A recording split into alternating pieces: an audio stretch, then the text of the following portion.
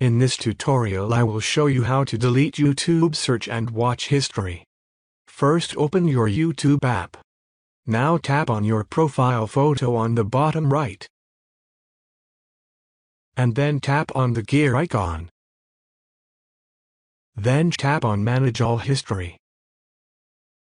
Now just click on the account where you want to manage the history.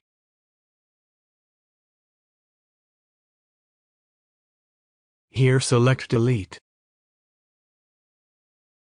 And now you can delete for today, custom range or all time depending on which you want to delete. That is how you can delete watch and search history on YouTube app.